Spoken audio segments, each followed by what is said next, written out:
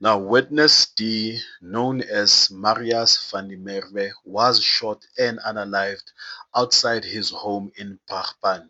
My name is Oanokwan, and these are the news that matter the most. Now, this attack occurred around 7:30 in the evening as he and his wife arrived home.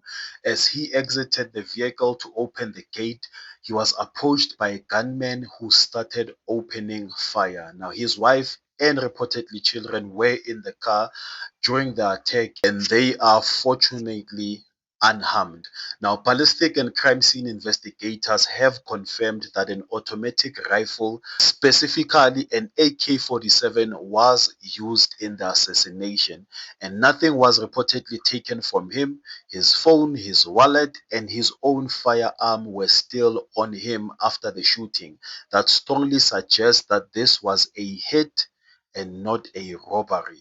Now, a manhunt has been launched by the South African police for both the gunman and whoever ordered the hit.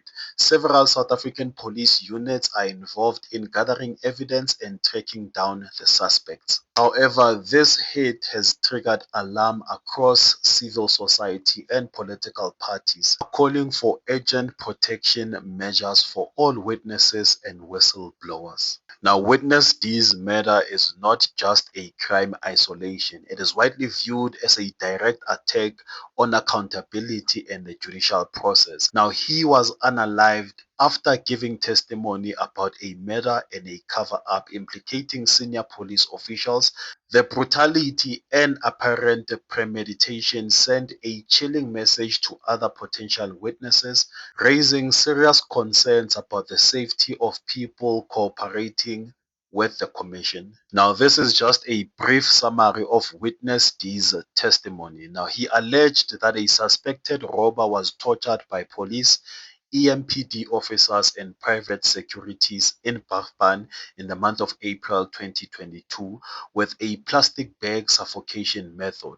Now, witness D also alleged that he was ordered by then acting EMPD chief Julius Mkhwanazi to help dispose the victim's body, a crime he later reported due to fear and ethical conflict. And witness D's testimony implicated Julius Mkhwanazi, who is currently suspended, and it also implicated other SAPS and private security figures involved in abuse of power and cover-ups.